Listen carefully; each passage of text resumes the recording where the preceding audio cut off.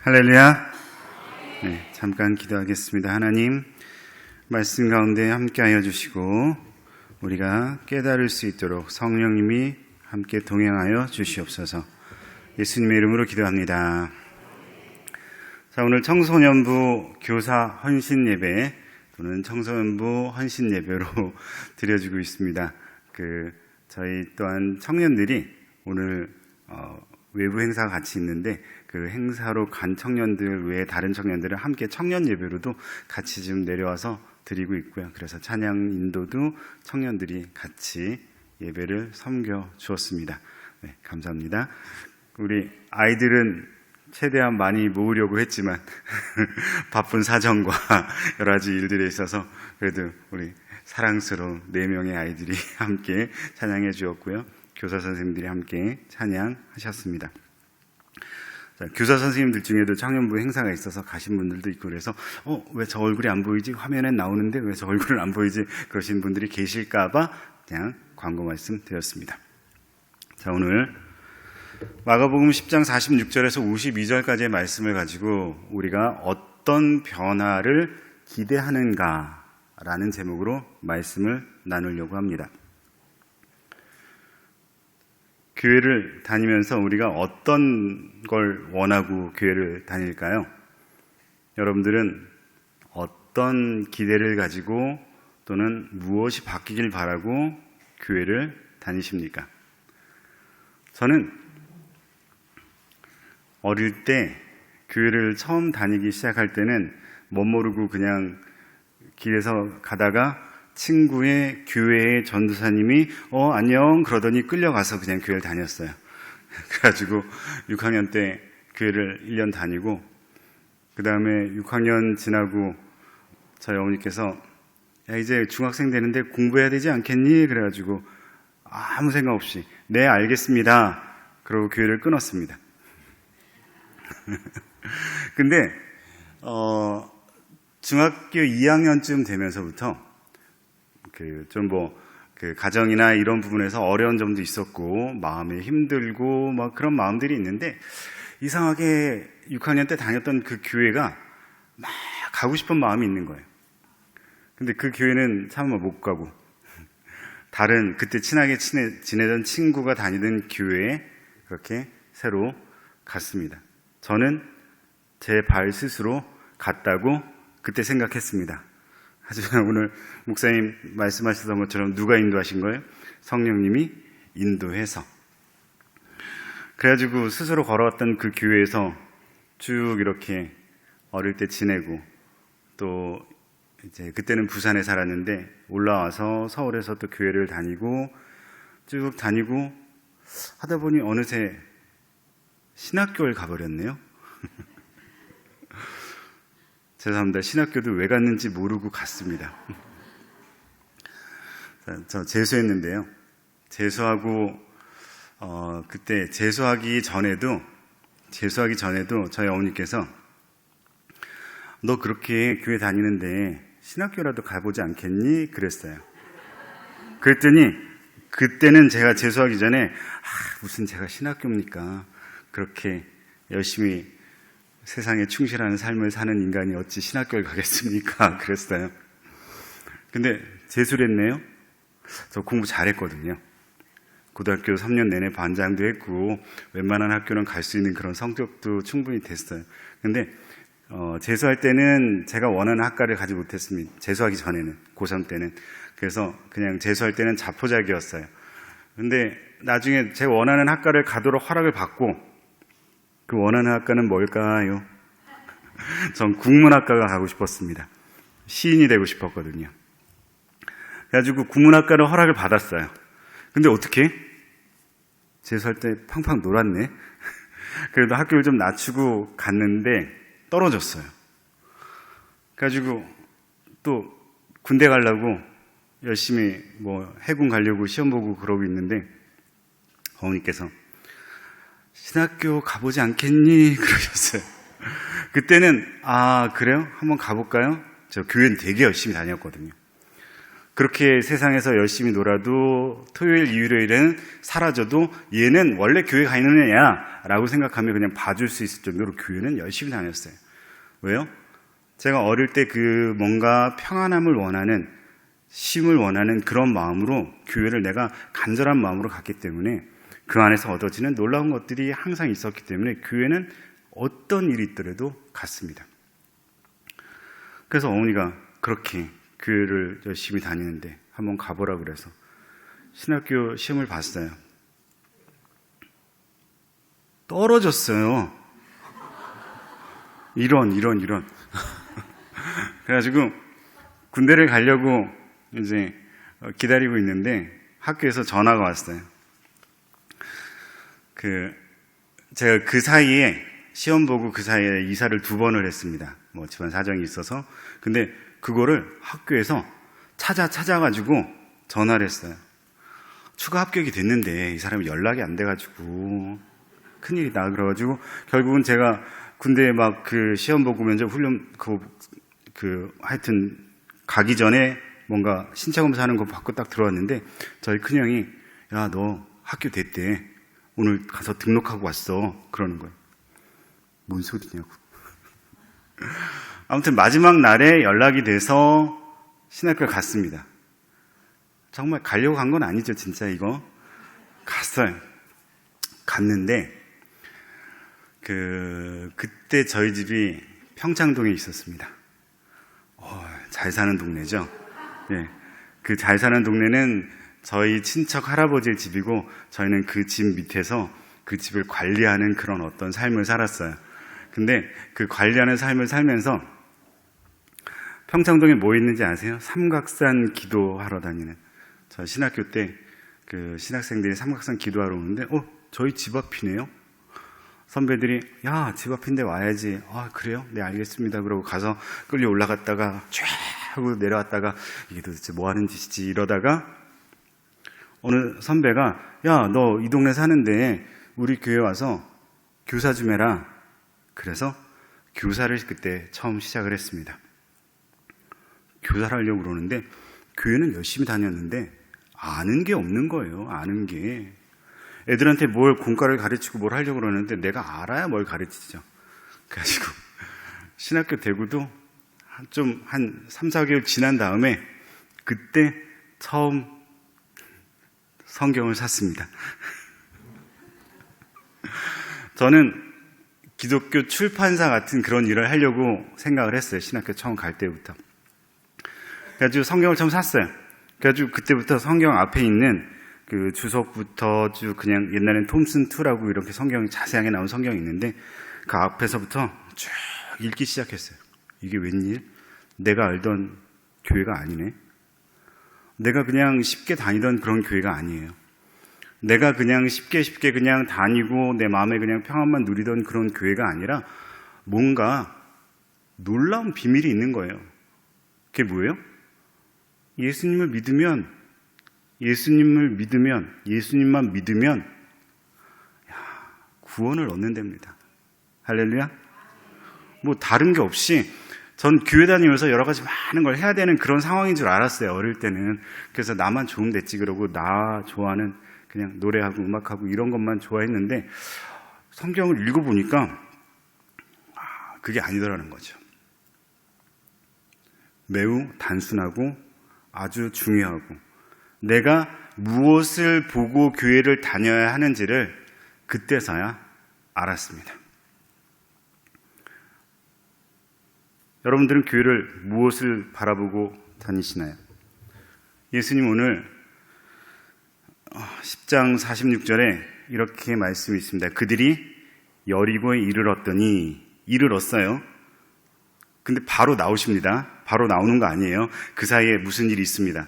삭개오를 만나는 그런 일들이 있어요. 그래서 예수님께서 제자들과 허다한 무리와 함께 제자들만 있는 게 아니네요. 허다한 무리와 함께 여리고에서 나왔어요. 이제 여리고를 들어갔다가 사람들 만나고 엄청난 많은 사람들하고 군중들하고 여리고를 나오는 그런 상황입니다. 그런 상황에 디메오의 아들인 맹인 거지 바디메오가 길가에 앉아 있다가 나사렛 예수시라는 말을 듣고 소리를 질렀어요. 어떤 소리요? 다윗의 자손 예수야! 라고 소리 질렀습니다. 나를 불쌍히 여기소서. 근데 그 뒤에 많은 사람들이 갑자기 그 거지를 꾸짖습니다. 많은 사람들이 설교를 할 때 이 꾸짖는 일이 어떤 다른 여러 가지 의미로 얘기하지만 저는 성경의 앞뒤 문맥을 보고 여기에 대한 의미를 오늘 여러분들에게 설명을 하려고 합니다. 많은 사람들이 꾸짖어서 잠잠해라. 그랬더니 이 사람이 거기에 굴하지 않고 계속해서 더 크게 소리 질러서 다윗의 자손이여 나를 불쌍히 여기소서 이렇게 얘기합니다. 그 내용이 결국이 어떻게 됐는지는 다 아시죠? 예수님이 오라고 해서 눈을 고쳐줬어요. 근데 눈을 고쳐준 다음에 이 맹인에게 뭐라고 했습니까? 아까 읽으셨잖아요. 가라 그랬어요. 아멘 하시면 안 돼요. 아멘 하시면 안 돼요. 가라 그랬습니다. 어디로? 집으로. 맹인의 집으로 가라 그랬어요. 근데 이 맹인은 어떻게 했어요? 예수님을 쫓아왔어요. 제가 아멘을 요구하기 전까지 하지 마세요. 혹시 여러분들이 생각하는 그런 내용과 다를지도 모르니까. 자, 오늘 본문 이전에 10장 32절에 예루살렘을 지금 가는 길이에요. 예수님 예루살렘을 가는 길입니다. 뭐하러? 예루살렘 왜 가시는 중입니까? 십자가를 지러 가시는 중이에요. 그러면서 제자들에게 친히 얘기합니다. 대제사장과 서기관들에게 내가 넘기고 저희가 죽이기로 결단하고 이방인들에게 넘겨주겠고 침뱉으며 채찍질할 것이며 죽일 것이고 내가 3일 만에 살아날 것이다. 제자들한테. 이게 세 번째예요. 이게 세 번째 얘기를 하신 거예요. 이 가는 길입니다. 그 중에. 근데 그 다음에 35절부터 세베대의 아들 야고보와 요한. 네, 잠시만요.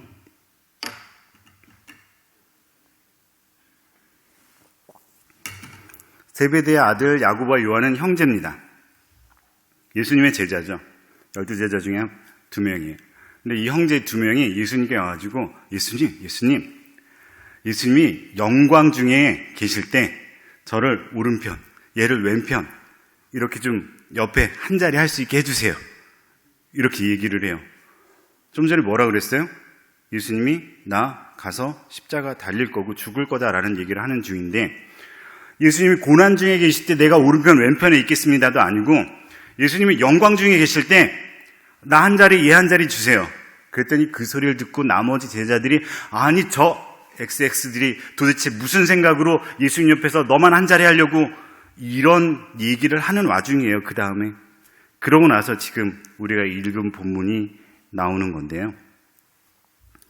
분명하게 예수님 지금 죽으러 가시는 길이거든요. 죽으러. 십자가 달리시러. 근데 여리고를 들렸다 나왔더니 제자들뿐만 아니라 사람들도 잔뜩 따라붙었어요. 근데 그 따라붙은 사람들이 맹인 바디메오가 다윗의 자손이야! 라고 외치는 걸 왜 잠잠하라고 했을까요? 지금 이 맹인이 다윗의 자손이여 라고 외치는 그 순간 거기에 모인 사람들은 뭐가 되냐면 반란군이 됩니다. 거기에 모였던 그 사람들은 지금 반란군이 돼요. 로마에 대적하는 반란군이 되게 돼 있어요. 왜요? 다윗의 자손 예수여라는 말은 그들에게 왕으로 오시는 분이다라는 의미고 그 왕으로 오시는 분이다라는 것을 소리치는 그 맹인이 분위기 파악을 못하는 거죠 지금. 왜요?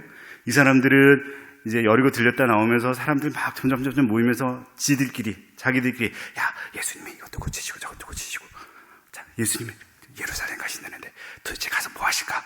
야 가면 뭔가 하시지 않겠니? 지금 자기들끼리 이런 얘기하고 있거든요. 근데 갑자기 웬 듣도 보도 못한 맹인이 갑자기 다윗의 자손 예수 막 그러는 거예요. 큰일 나요. 자 예수님 가는 길엔 누가 있었어요? 항상 주변에 염탐하는 사람들이 있었어요. 예수님 여기 가시면 어디 서기관 바리새인들이 참 모토로 뭐라고 얘기하나? 다른 사람들도 무슨 일이라도 잘못 건드리면 금방 잃을 만한 그런 사람들이 항상 주변에 있었어요. 근데 맹인이 막 그렇게 얘기하니까 큰일 난 거죠, 속으로는. 아, 이거 갑자기 예루살렘 가서 무슨 일이 일어나기 전에 이 사태가 벌어지면 큰일 나는데? 이런 생각으로 막 잠잠해, 조용히 해! 막 그랬던 거예요. 근데 예수님이 불렀습니다. 맹인을 불러서 내가 너에게 무엇을 해주기 원하느냐 그랬어요. 근데 좀 전에 아까 세베대 아들 야고보 요한에게도 예수님은 물었습니다. 내가 너에게 무엇을 해주길 원하느냐 물었어요. 그랬더니 예수님 영광 중에 계실 때 전 오른쪽, 얘는 왼쪽, 우리가 한 자리 하기 원합니다. 그렇지만 바디메오는 뭘 원했어요? 제가 보기를 원합니다 라고 얘기했어요. 그래서 보게 해드렸죠. 보게 했어요. 그러고 나서 예수님은 분명코 가라 그랬습니다. 와라, 따라가자. 내가 너를 사람 낚는 어부로 만들리라 라고 베드로를 부르시는 것처럼 오라 하지 않고 가라 했습니다. 왜요? 지금 가는 길이 결코 쉬운 길이 아니거든요. 지금 저 모르는 군중들이 잔뜩 쫓아오고 있지만 지금 가는 그 길이 결코 쉬운 길이 아니에요. 이제 막 세상에 눈을 뜬 그 바디메오가 예수님 쫓아와서 봐야 될 것들이 결코 좋은 일이 아닙니다. 그러니까 그냥 가라라고 그랬어요. 하지만 이 바디메오는 사람들을 따라서 막 같이 갑니다. 나중에 과연 어떻게 됐을까? 이런 궁금함이 항상 있어요. 성경에 그 뒤에 이름이 없습니다. 바디메오는 이 사람의 이름도 아닙니다. 성경에 바디메오 할 때 바라는 것은 누구의 아들이라는 뜻이에요. 디메오의 아들이라는 뜻입니다. 그러니까 자기 이름이 없는 거죠. 게다가 이 디메오는 히브리어 어원을 따른 그런 해석을 보면 좀 혼란하다, 더럽다 이런 뜻이에요. 그러니까 그런 어떤 더러운 아버지의 이름을 가진 그 사람의 아들, 집에 가고 싶지 않았겠죠. 그냥 방금 빛을 봤는데 눈앞에 예수님이 계시네. 그 예수님을 보고 쫓아가고 싶어서 아마 쫓아갔을 거예요. 그 뒤에 과연 예수님이 어떤 일을 겪은 그런 상황을 봤을 때 어떻게 행동했는지는 알 수 없습니다. 하지만 쫓아갔지만 그 뒤에 이름이 나오지 않는 거 보면 뭐 그렇게 확신할 수는 없어요. 사람들이 근데 이 일 있고 사람들이 달라졌어요.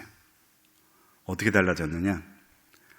아니 다윗의 자손 예수야 라고 부르는 그 맹인을 고치고 나니까 그 맹인도 막 예수님을 쫓아가는 거예요. 그때부터 사람들이 나비 효과가 생깁니다. 나도 불러도 될 것 같은데? 이거 괜찮은데? 응? 다윗의 자손 예수여라고 얘기했는데도 별일이 없네? 자, 11장에 보면 이제 예루살렘 들어갈 때 여러분이 잘 아는, 그쵸? 막 호산나 부르면서 다윗의 자손 예수야라고 부르면서 많은 사람들이 뭐 종려나무 다 알죠. 예수님 마음은 어땠을까요?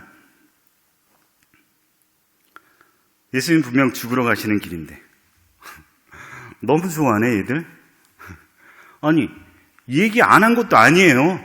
제자들한테 상세하게 지금 우리 본문 10장 32절에 나와 있는 이렇게 자세하게 설명한 일들이 분명 있음에도 불구하고 이 제자들은 막 들떠 있어. 들어가서 내가 한 자리 할 수 있을 것처럼. 여러분은 교회 나오실 때 어떤 마음으로 오시나요? 이 제자들은 예수님을 만날 때 이런 마음으로 왔던 것 같아요. 어떤 마음? 한 자리 하고 싶어서. 한 자리 하고 싶어서 예수님 옆에서 막 붙어 있습니다. 성경 읽으면 읽을 때마다 항상 이런 장면들에 마음이 답답합니다. 물론 조금만 더 덤기면 우리 사도행전 나오고 그러면서 성령 받고 달라지는 모습이 있어요. 하지만 그 순간에 예수님의 마음은 과연 어땠을까? 우리는 생각을 해봐야 된다는 거죠. 자, 우리는 무엇인가 기대를 하고 교회를 다니고 무엇인가 기대를 하고 신앙을 가지는 그런 경우가 많습니다. 여러분의 기대는 무엇일까요? 저는 뭐라 그랬죠? 처음에 그냥 교회를 다니는데 내 마음에 그냥 평안한 느낌이 드니까, 그리고 신학교를 갈 때도 그냥 무엇인가 그냥 출판사나 좀 해야겠다라는 그런 마음으로 갔어요.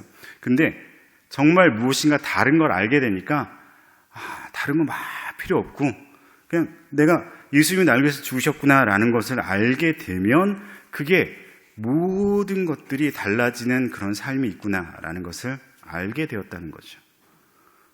여러분들은 교회를 다니면서 이 가장 중요한 것 외에 다른 무엇을 혹시 바라고 계시진 않나요? 저는 지지난주에 이 자리에서 제 삶이 올라갈 때도 있고 내려갈 때도 있고 그 모든 삶 가운데서 좀 어떻게 평안을 지키는 그런 삶을 살려고 노력하고 있다라고 말씀드렸어요. 처음부터 되진 않았겠죠, 분명. 처음부터 되지 않았어요. 다 올라가고 내려가는 걸 많이 거치다 보니까 그 와중에 그래도 더욱더 만나면서 됩니다. 근데 그걸 알게 된 계기가 무엇이었느냐? 전 어릴 때 되게 좀 힘들었어요. 그래서 교사가 되고 하나님을 만나기 위해서 내가 스스로 성경을 읽고 그 성경 안에서 하나님을 만나게 되면서 삶이 달라졌습니다. 저는 그 순간이 너무 귀중해요. 그래서 그 순간을 지금 만들고 계시는 교사분들이 너무 귀중합니다. 그 순간을 만들어주는 사람이 돼야 되거든요. 교사분들이 내가 그런 경험을 아이들에게 보여줄 수 있고 내가 가지고 있는 진정한 어떤 예수님에 대한 마음, 이런 것들을 보여줄 수 있으면 끝난 거죠. 그것만 보여줄 수 있으면 된 거예요. 우리 오늘도 여러 교사님들 얘기하면서 아이들이 이런 일도 걱정이고 저런 일도 걱정이고 공부도 해야 되고 학원도 가야 되고 참 걱정이 많습니다. 예배를 드리러 오라고 얘기를 해야 되는데 이걸 어떻게 해야 할까, 이런 고민들도 많아요. 그렇죠? 근데 예배를 드리고 안 드리고의 문제가 아니라 정말 예수님 안에 무엇인가 내 마음을 변화시키는 요소가 있다라는 걸 우리가 보여주면, 누가? 저와 교사 여러분들이 보여주면, 아이들에게 보여주면, 우리 아이들이 절 멀뚱멀뚱 쳐다보고 있으니까 좀 부담스럽긴 한데 보여주려고 노력할게요. 제가 더 노력할게요. 그런 모습을 보여주면 아이들이 그걸 붙잡고 점점 자라나서 이 교회 안에 귀한 기둥들이 될 수 있을 거예요. 우리 아까 청년들 귀한 기둥들이잖아요. 또 그 귀한 기둥들 중에 좀 더 많은 기둥들이 지금 밖에 나와서 또 아주 귀한 교제를 하려고 나가 있는데, 그러고도 또 이렇게 귀한 기둥들이 많이 있어요. 그 기둥들이 그 마음에 뭐가 있을까요? 제가 느끼는 그런 마음이 있다고 생각해요.